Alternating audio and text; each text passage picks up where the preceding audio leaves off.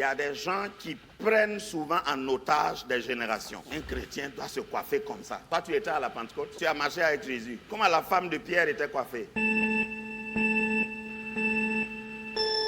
Il faut être prêt aujourd'hui, si tu vis aujourd'hui, de voir des gens qui sont suscités par Dieu sans les conventions établies. L'Esprit de Dieu les utilise et ils commencent à prophétiser, prêcher. Parce qu'il y a beaucoup de chrétiens qui sont encore renfermés dans l'orthodoxie des choses, qui disent « Ah, toi tu as commencé, depuis quand tu es devenu prophète, depuis quand tu es devenu prédicateur. Toi aussi, tu es devenu prédicateur. » Comme j'ai peur de vous, je ne vais pas dire que c'est ici même que ça se trouve. Mais un jour, tu viens à l'église, tu vois quelqu'un prêcher, tu dis, hey, Dieu ne fait pas réunion avec toi avant de prendre ses serviteurs. God does not need your authorization to start using someone.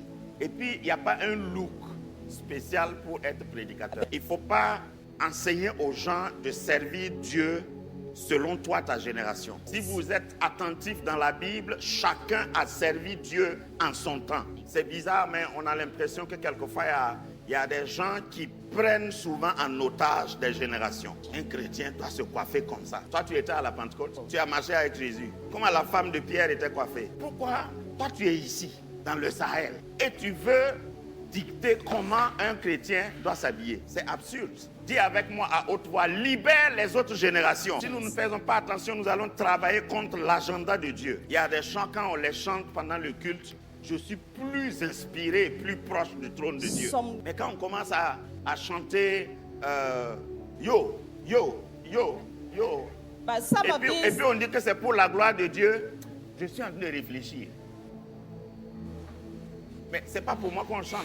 Comment est-ce que je peux apprécier? Quand la Bible dit que Dieu regarde au cœur, et Dieu est Dieu, le Dieu de toutes les générations et de toutes les nations. On a fait un retard de correspondance et on devait faire à l'aéroport de Copenhague, il y avait une petite salle où on pouvait prier. La première fois que j'ai vu quelqu'un tatoué, jusqu'au bout.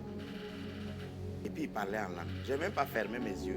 J'étais incrédule. Je disais, ça là, ça ne peut pas être le Saint-Esprit. I was just staring at him and telling myself, this cannot be the Holy Spirit. Mais la manière dont il a parlé, après il a donné une prophétie. Le reste de mon trajet là dans l'avion, j'étais en train de réfléchir. J'ai dit, Seigneur, pardonne-moi. Pendant qu'il faisait sa méditation, moi j'étais le puritain de tout. Et je me disais, ça ne peut pas être vrai.